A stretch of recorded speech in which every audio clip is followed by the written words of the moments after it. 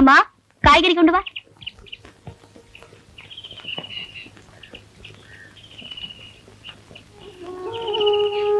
அம்மாடி நீயா?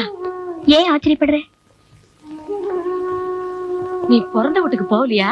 இல்ல, இங்கேதான் இருக்கேன். இது எங்க அப்பா எனக்காக வாங்கி வச்ச வீடு. என்னதான் இருந்தாலும் புருஷன் வீடு மாதிரி வருமா? நீதான் சமாளிச்சுக்கின்னு போயிருந்திருக்கணும்.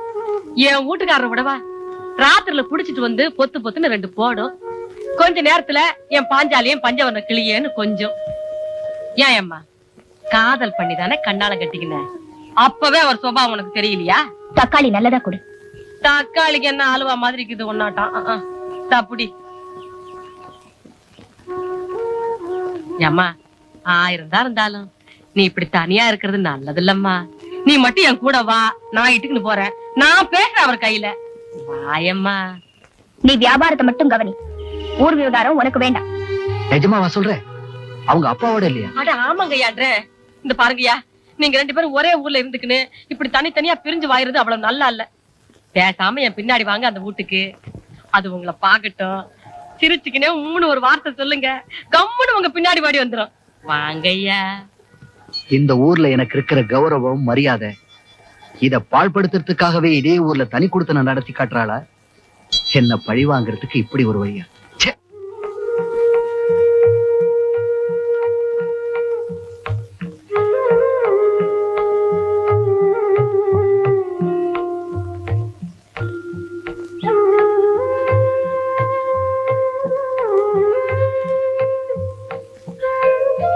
வாடி, நேரமாவது இல்ல மாப்பிள்ள. சில நாட்கள்ல பிளாட்பாரத்துக்கு கரெக்ட் டயத்துக்கு ட்ரெயின் வந்துருது இல்லையா? எதுக்கும் சீக்கிரமா புறப்பட்டுருங்க. அப்பா மகராசியாரம்மா சார், அட்ரஸுக்கு போனதான் ஒரு வீடுக்கு ஏற்பாடு பண்ணிட்டு உடனே லெட்டர் போடுறேன். நீங்க 2 பேரும் அவசியம் வந்தான். வர சார். வரமா.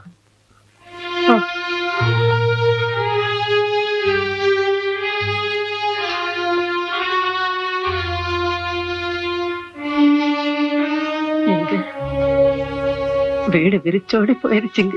அடி போடி பைத்தியகாரி, உனக்கு வீடு தாண்டி விரிச்சோன்னு இருக்கு. ஆபீஸ்ல நான் நிமிஷத்துக்கு ஒரு வாட்டி லதா லதா அப்படின்னு கூப்பிட்டுட்டே இருப்பேனே, எனக்கு எப்படி இருக்கும்? சரி சரி, நான் எதுக்கும் ஸ்டேஷன் வரைக்கும் போயிட்டு வந்துடுறேன்.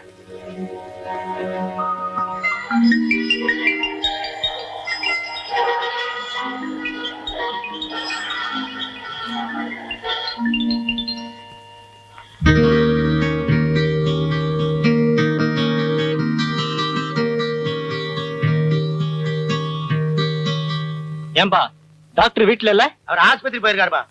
அவங்க சம்சாரோட வீட்டுல இல்ல? அதெல்லாம் உனக்கு ஏன் சார்? நீ என்ன அவங்க உறவுக்காரரா? ஆமாயா, அவங்க பிறந்த வீட்டுக்கு போயிருக்காங்கப்பா. பிறந்த வீட்டுக்கா? சரிங்க. பையன் ரொம்ப வேகமா தான் ப்ராக்ரஸ் பண்ணிருக்கான். ஆஸ்பத்திரிக்கு எப்படியா போறது? இப்படியே நேர சோத்து கை பக்கம் சாஞ்சாப்ல போய்க்கோ. உனக்கு சோத்து கை எதுப்பா? இதான். அந்த பக்கமா சாஞ்சாப்ல போனேன்னா அங்க ஒரு ரவுண்டானா வரும். சரி, அங்க இருந்து பீசாங்கையில வாங்கிக்கோ. பீசாங்கை எது? இதான்.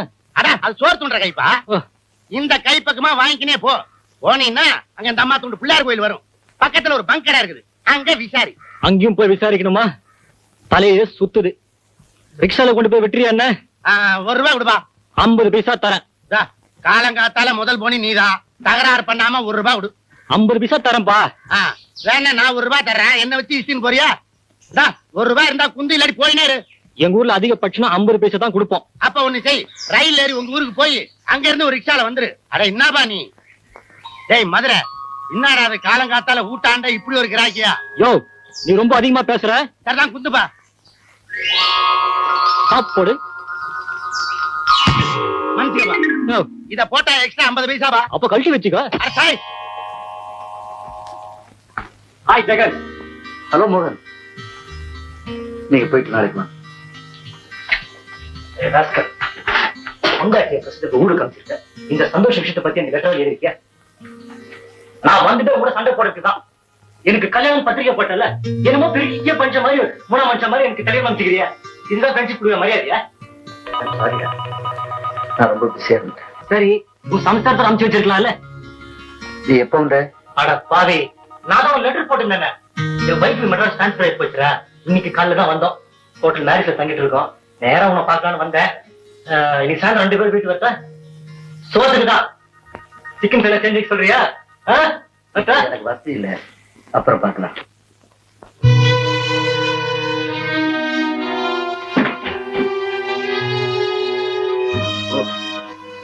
ஐசி, என்ன மன்னிச்சுடுப்பா. நான் உன்னை ரொம்ப தொந்தரவு பண்ணிட்டேன்ல. நான் வரேன்.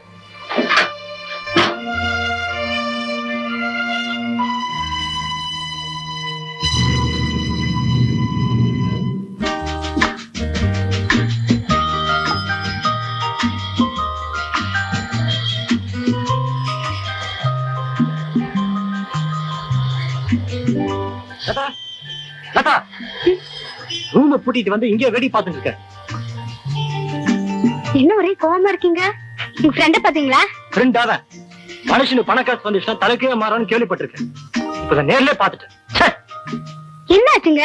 இன்னும் என்ன ஆகணுமா? நாங்க 2 பேர் எப்படி பழகிருக்கோம் தெரியுமா? அட, சாப்பாட்டு வரேன்னு சொல்ற, அவனுக்கு சொல்ல இல்லையா? என்னன்னா பிச்சை பையன் நினைச்சிட்டு இருக்கான். சாரி, என்ன மன்னிச்சிடலாம். அட, என் போராத காலம் உயிருக்குயிரான நண்பன் கிட்ட அப்படி நடந்துக்க வேண்டிய சூழ்நிலை வந்துருச்சு. அதுக்காக உன்னை நேர்ல பார்த்து மன்னிப்பு கேட்டு போலான்னு தான் வந்தேன். பரவாயில்லடா, it's all right. My wife Latha.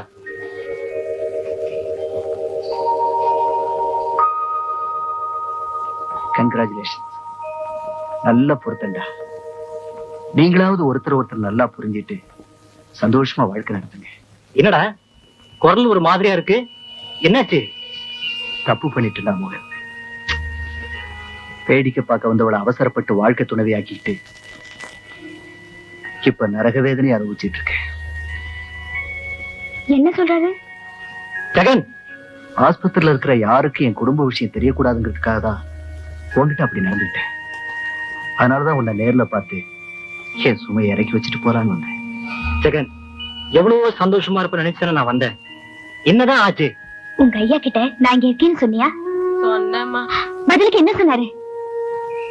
ஒண்ணும் சொல்லல. எனக்கு தெரியுமே, நீதான் குதிச்சே சேர்த்து வைக்கிறேன்னு. பின்ன சந்தோஷமா பிரிஞ்சு வாழுங்க, 2 வீட்டுக்கு தனித்தனியா காய்கறி விக்கிறேன்னு சொல்றியா? என்னமோ மொத்தத்துல இது நல்லா இல்ல. எம்மாடி, நான் வயசுல பெரியவன் சொல்றேன், தனியா குந்திக்கணும் நல்லா ரோசனை பண்ணி பாரு. நான் தேவேன்னு நினைச்சிருந்தா வீட்டை விட்டு கிளம்புற உடனே என்ன போகாதேன்னு தடுத்து நிறுத்திருக்கலாம். அதுவே முடியல. நான் தனியா இருக்கிறதுனால பச்சாதாபமா வரப்போகுது. நானே தப்பு பண்ணிருக்கலாம். அதுக்காக பொட்டியை தூக்கிட்டு வீட்டை விட்டு வெளியில போகணுமா? மோகன், அவ எங்க போயிருக்கா தெரியுமா? கேட்டா நீ ஆச்சரியப்படுவ. அவங்க அப்பா வீட்டுக்கு போகல, இதே ஊர்ல அவங்க அப்பாவுக்கு சொந்தமான வீட்டுல இருக்கா. என்ன பழி வாங்குறது அவளுக்கு நினைப்பு. இப்படி எல்லாம் கூட நடக்குமான்னு ஆச்சரியமா இருக்கு. Okay, forget it. புது வாழ்க்கையை தொடங்கி இருக்கீங்க. உங்களை ஏதேதோ பேசி நான் குழப்பிட்டல. மோகன், நீ வேற எங்கேயும் தங்க வேண்டாம், என் வீட்லயே தங்கிக்கலாம். உங்க முகத்தை பார்த்தாலாவது. என்னடா சின்ன பையன் மாதிரி? இந்தா. ஏன்டா இதெல்லாம்? நான் தான் மெட்ராஸ் வந்துட்டேன்ல, டெய்லி வந்து நான் பாத்துட்டு போறேன். ஏண்டா, நான் குடியிருக்கிற அந்த வீட்டுல நீங்க வாழ்க்கை ஆரம்பிச்சா அது சென்டிமெண்டா சரியா இருக்காதுன்னு நினைக்கிறீங்க? ஸ்டூபிட். ஏன்டா அப்படி பேசுற? உனக்கு என்ன பைத்தியம் பிடிச்சு போச்சா? அப்படி எனக்கு பைத்தியம் பிடிச்சிருந்தாலாவது நல்லது கெட்டது சுக துக்கம் எதுவுமே தெரியாத அந்த உலகத்திலேயாவது எனக்கு நிம்மதி கிடைச்சிருக்கும். So all right. நான் வர்றேன்.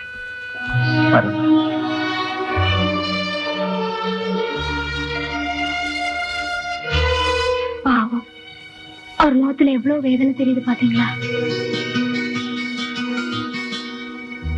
பாரு அம்மா, கட்டன் ரைட்டா சொல்லிட்டேன். இம்மா பெரிய ஊடு உனக்கு இன்னாத்துக்கு ஒண்டி கட்ட.